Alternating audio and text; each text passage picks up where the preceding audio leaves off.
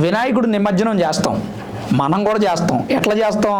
వినాయకుడిని ట్రాక్టర్ ఎక్కించి డీజే పాటలు పెట్టుకొని డ్యాన్సులు వేసుకుంటూ ఐటెం సాంగ్స్ పెట్టుకొని ఎగురుకుంటూ మందు దాగి, కొంతమంది ప్రబుద్ధులు వినాయకుడు విగ్రహం కింద కూర్చొని మందు తాగుతారు.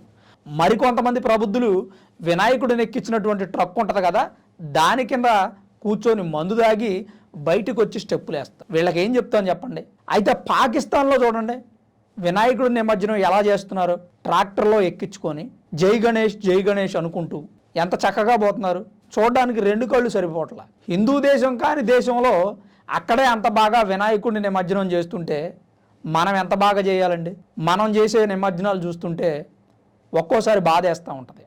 ఫుల్లుకు దాగి తీన్మార్ స్టెప్పులు వేయటం, బూతులు తిట్టుకోవటం, తన్నుకోవటం, వినాయకుడిని తీసుకెళ్ళి పైనుంచి కిందకి పడేయడం, లేదంటే వినాయకుడు కరిగిపోవట్లేదని కాళ్ళతో తొక్కటం, సుత్తులతో కొట్టడం, తలకాయలు విరగ్గొట్టడం, చేతులు విరగ్గొట్టడం, ఇటువంటి దరిద్రమైన పనులు చేస్తూ ఉంటారు. వినాయకుడి నిమజ్జనం అనే ముసుగులో మన సరదాలు తీర్చుకుంటున్నాం. భక్తిని మరిచిపోయి ఎంజాయ్ చేయడానికి నిమజ్జనాలు చేస్తున్నాం అనేది నా అభిప్రాయం. మీరేమనుకుంటున్నారు అనేది కామెంట్ రూపంలో తప్పకుండా తెలియజేయండి.